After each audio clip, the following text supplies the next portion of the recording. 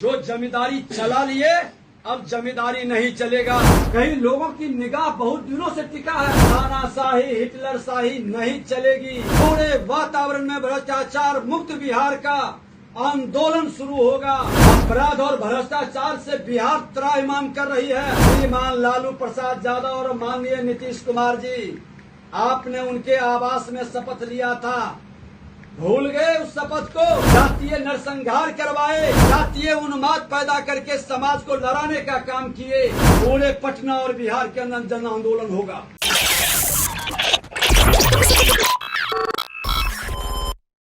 नमस्कार, मैं Prince Kushwaha, Bihar talk देख रहे हैं। देखिए, विपक्षी एकताओं का जुटान 12 जून को होने वाला है। पूरे देश से विपक्षी के लोग जो कि है वो जुटने वाले हैं नीतीश कुमार के नेतृत्व में, लेकिन इसका सरगर्मी अभी से चढ़ने लगा है। आपको बता दें कि नेता प्रतिपक्ष बीजेपी के बड़े नेता हैं विजय कुमार सिन्हा ने, उन्होंने प्रेस कॉन्फ्रेंस करके ऐलान कर दिया है कि नीतीश कुमार जी, आपकी जो बैठक है जो कि भ्रष्टाचारियों को आप पूरा इकट्ठा कर रहे हैं इस बिहार के पवित्र धरती पर, इसका हम लोग पुरजोर विरोध कर रहे हैं। देखिए क्या कुछ कह रहे हैं विजय कुमार सिन्हा, पहले आप उनके बयानों को सुनिए। कर्म में जन कल्याण संवाद में कई विषय, जिसमें प्राथमिकता में एक विषय आया है कि पटना संग्रहालय जो 106 वर्ष पुराना है, आज उसे सोसाइटी रजिस्ट्रेशन एक्ट के तहत संचालित बिहार संग्रहालय के अधीन कर दिया गया है। सरकार चुपके से एक संकल्प लेकर यह काम कर देती है। माननीय नीतीश कुमार जी की चलाचली का बेला है और राष्ट्रीय धरोहर को जिस तरह से ओल झोल करने के चक्कर में इनके भ्रष्ट पदाधिकारियों का खेल है। सेवानिवृत्त नौकरशाह से लेकर कई ऐसे पदाधिकारी हैं जो राष्ट्रीय पुरातत्व को स्थानांतरित करने का दुर्भाग्यपूर्ण निर्णय है। माननीय मुख्यमंत्री जी अपने लोभ में पढ़कर इस राष्ट्रीय स्मारक को क्षति पहुंचा रहे हैं। मैं मांग करता हूं कि न्यायिक आयोग गठित कर जितने भी निर्माण कराए जा रहे हैं, राष्ट्रीय धरोहर को स्थानांतरित किया जा रहा है, उसकी जांच, न्यायिक जांच होनी चाहिए। क्योंकि एक बड़ा घपला घोटाला है। आज बताइए कि सैकड़ों करोड़ 106 वर्ष पुराना हमारा जो पटना संग्रहालय है, ये नए संग्रहालय के अधीन क्यों किया जा रहा है? उसमें कई ऐसे पुरातत्व की व्यवस्था है जिसको कई लोगों की निगाह बहुत दिनों से टिका है, और आप उसके अंदर जो बना रहे हैं सुरंग, कई 100 करोड़ खर्च, इससे क्या फायदा होगा? हमारे बच्चे को पढ़ने के लिए शिक्षक नहीं, भवन नहीं, बेंच डेस्क तक नहीं, व्यवस्था नहीं। शिक्षकों की नाम पर जो आप खाना पूर्ति कर रहे हैं, उसके बहाली के नाम पर नियुक्ति घोटाला का खेल खेल रहे हैं, शैक्षणिक वातावरण को कमजोर कर रहे हैं, और दूसरी तरफ इस तरह के अनाप शनाप व्यवस्था में आप खर्च करके क्या संदेश देना चाहते हैं? भ्रष्टाचार के मामले में बिहार जितना मेहनती के साथ कर रहा है, प्राक्कलन घोटाला से लेकर कई विभाग के अंदर कई भ्रष्टाचार का घोटाला सदन के अंदर भी हमने लाया, उसको सभापटल पर आने नहीं दिया। उस विशेष कमेटी को भी वर्गलाने का खेल में लग गया है, और उसका सबसे बड़ा प्रमाण है कि लोकायुक्त बिहार में कोई अध्यक्ष या सदस्य नहीं है। वर्षों से ये पद खाली क्यों है? मुख्यमंत्री जी को जवाब देना चाहिए। सरकार नहीं चाहती है कि बिहार में भ्रष्टाचार उजागर हो एवं भ्रष्ट पदाधिकारी लोक सेवक पर कार्रवाई हो, इसलिए लगातार नियुक्ति को बाधित किया जा रहा है। लोकायुक्त की नियुक्ति को सरकार के द्वारा बाधित किया जा रहा है। जब लोकायुक्त या अध्यक्ष का लोकायुक्त में सहायक पद से सहायक पद तक नियुक्ति प्रतिनियुक्ति पदस्थापना के सक्षम अधिकरण नहीं है। बिहार लोकायुक्त अधिनियम की धारा 2011 की तहत 10(2) में सरकार बिना लोकायुक्त के रहते लोकायुक्त कार्यालय में अपने मन से ओएसडी नियुक्त करती है। ये भ्रष्टाचार को दबाने के लिए, भ्रष्टाचार को छुपाने के लिए, भ्रष्टाचार पर कोई एक्शन या संज्ञान ले तो सरकार को पहले इंफॉर्मेशन मिल जाए, इसकी व्यवस्था बनाने के लिए सरकार ये खेल बंद करे।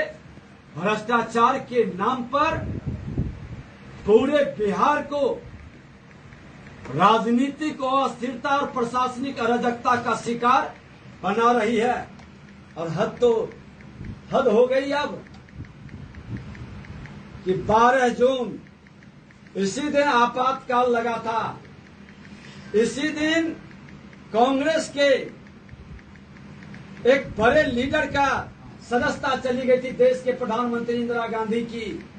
और 12 जून को लोकनायक जयप्रकाश नारायण जी ने भी आह्वान किया था कि भ्रष्टाचार मुक्त राष्ट्र बनेगा, तानाशाही हिटलरशाही नहीं चलेगी। जब उनकी सदस्यता गई थी ये नारा पूरे पटना में गूंजा था।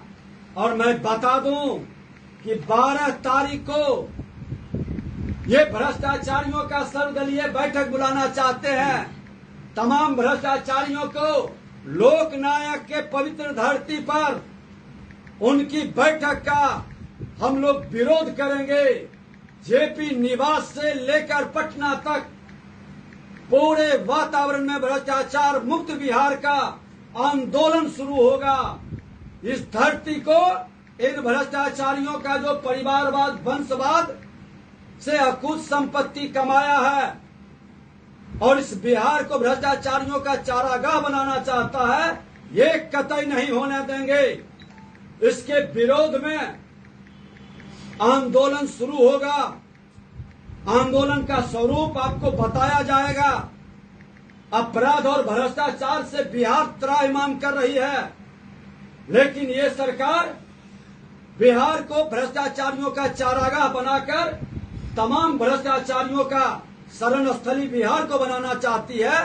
तो लोकनायक जयप्रकाश नारायण की ये धरती है, जो धरती भ्रष्टाचार के विरुद्ध में आंदोलन शुरू किया था, देश में बदलाव हुआ था, कांग्रेस मुक्त भारत का आह्वान हुआ था। आज दुर्भाग्य है कि लोकनायक जयप्रकाश नारायण के शिष्य श्रीमान लालू प्रसाद यादव और माननीय नीतीश कुमार जी, आपने उनके आवास में शपथ लिया था, भूल गए उस शपथ को? हाथ उठाकर आपने शपथ लिया था कि हम जाति विहीन समाज बनाएंगे, भ्रष्टाचार मुक्त राष्ट्र बनाएंगे।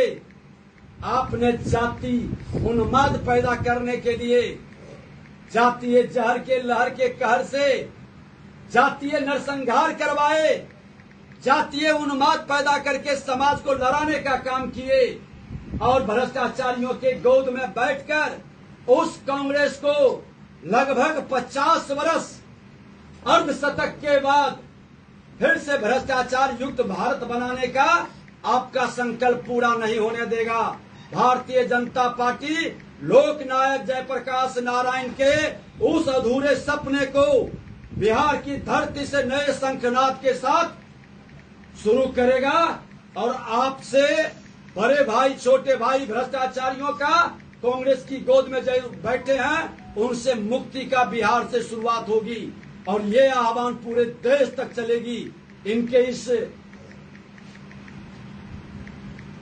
गंदे विचारों को, इनके इस मानसिकता को, जो कांग्रेस मुक्त भारत का, भ्रष्टाचार मुक्त भारत के सपना को चकनाचूर करके आज जेपी पेंशन लेने वाले लोग पहले इस्तीफा दे।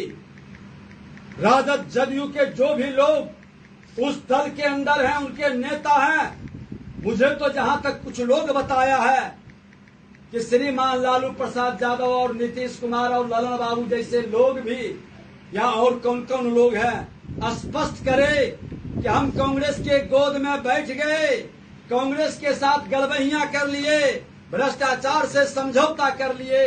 अब जेपी सेनानी हम नहीं रहे। जेपी सेनानी का पेंशन बंद करे सरकार। ऐसे लोगों को पेंशन लेने का अब कोई अधिकार नहीं है। और खुलकर ये आह्वान अब शुरू होगा बिहार के गांव तक। अपराध भ्रष्टाचार के विरोध में एक जन आंदोलन शुरू होगी। आज इनके भ्रष्टाचार और अपराध के कारण बिहार में निवेशक नहीं आ रहे। जो निवेशक थे उसका पलायन हो रहा है। निवेशक जब आते हैं रोजगार का अवसर बढ़ता है, बेरोजगारी घटता है। आज बेरोजगारों की संख्या बिहार में बढ़ रही है। रोजगार के अवसर को ये खत्म कर रहे हैं। नौजवान मित्रों को बेरोजगारी के पंक्ति में बिहार सरकार खड़ा कर रही है। बिहार का नौजवान दूसरे राज्य में जाकर रोजगार के चक्कर में कभी अपमानित होता है, इसका शोषण दोहन होता है।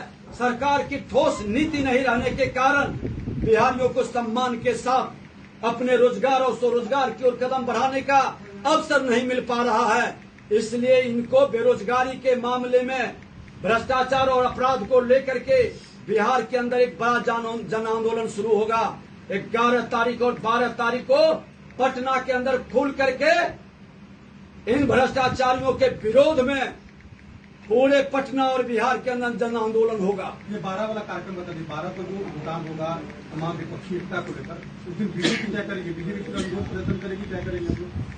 पूरी पार्टी की ओर से तय की जाएगी और बड़ा जन आंदोलन 11 तारीख और 12 तारीख को हम लोग करेंगे। इन भ्रष्टाचारियों को कतई स्वीकार नहीं करेंगे। परिवारवाद, वंशवाद के कारण जो अकुत संपत्ति कमाया है, उस भ्रष्टाचारियों को, लोकनायक के धरती को अपवित्र नहीं होने देंगे। उनके भ्रष्टाचार के विरुद्ध जन आंदोलन होगा और फिर से बिहार से अपराध, भ्रष्टाचार, तानाशाही, हिटलरशाही, सामंतशाही प्रवृत्ति जो सत्ता में आकर के चला रहे हैं, वो कतई स्वीकार नहीं है। उसका विरोध किया जाएगा। यूपी के आवाज से मोदी तक अपनी बनाएंगे प्रोग्राम और वो प्रोग्राम निश्चित तौर पर इन भ्रष्टाचारियों को, जैसे 75 में आपातकाल के विरोध अघोषित बिहार में ये आपातकाल लगाए हुए हैं। माननीय नीतीश कुमार जी और श्रीमान लालू प्रसाद यादव जी, जो जन्म लिया है मरना तय है, जो आया है जो जाना तय है। आप जो सोच लिए हैं कि 33 वर्ष से बड़े भाई छोटे भाई सत्ता के अंदर बैठकर जो मनमानी कर लिए, जो जमींदारी चला लिए, अब जमींदारी नहीं चलेगा। बिहार के हर राजनीतिक कार्यकर्ता बंधुआ मजदूर नहीं रहेगा। ये लोकतंत्र की जननी की धरती है। यहाँ से फिर से एक बार शंखनाद होगा। तो आपने सुना जिस तरह से विजय कुमार सिन्हा किसी पार्टी के और किसी नेता का विरोध कर रहे हैं कि कोई बिहार में आकर अगर मीटिंग करता है, अगर उस तरह का विपक्षी एकताओं की बात करता है, ऐसे में बीजेपी अब बैक पे आपको दिखाई दे रही है, बैक से वो खेलते हुए दिखाई दे रही है। और बीजेपी को कहीं ना कहीं ये डर भी अब सता रहा है कि अगर विपक्षी एकताओं की अगर बात बन जाती है तो एक बड़ा चैलेंज हो जाएगा। मोदी की राह अब आसान नहीं होगी। बहरहाल इस खबर में इतना ही। इसी तरह के तमाम खबरों के लिए हमारे साथ बने रहें। अब बिहार टॉक देख रहे हैं। ऐसे ही खबरों के लिए जुड़े रहे बिहार टॉक से। यूट्यूब पर लाइक और सब्सक्राइब करें, बेल आइकन जरूर दबाएं। फेसबुक, ट्विटर और इंस्टा पर फॉलो करें। धन्यवाद।